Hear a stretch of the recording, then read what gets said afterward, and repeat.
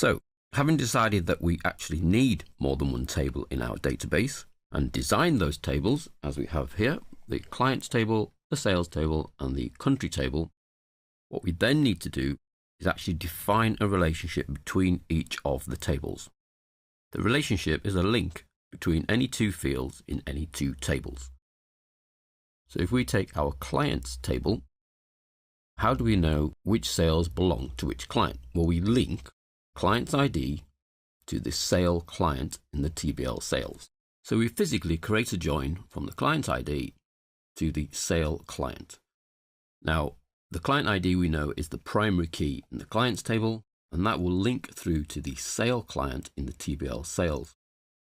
This field here is referred to as the foreign key. The foreign key is the link to the primary key in another table. Now, the reason that I have an arrow on the end of this join as well is because this relationship is a one-to-many. So the client ID will only ever appear once, uniquely in the client's table, but could, in theory, appear many times in the sales table if you have many sales for one of your clients. So that's a one-to-many relationship.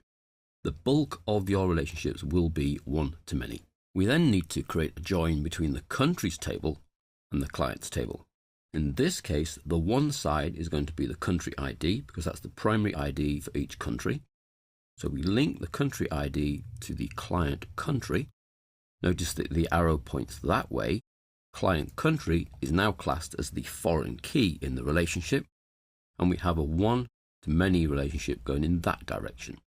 That's only a physical direction on the screen.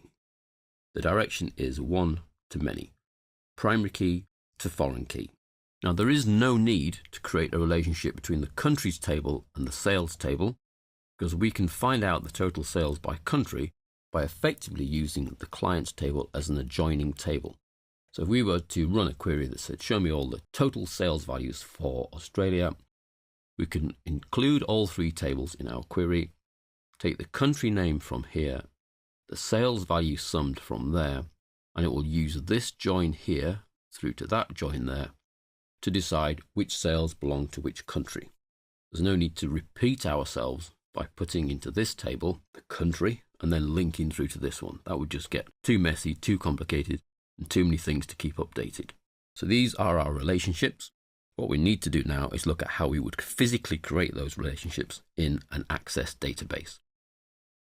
So it's one-to-many, one-to-many.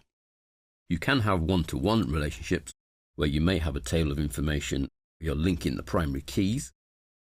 In that case, the ID would only appear in either table once, but the bulk of your relationships in an Access system will be one-to-many.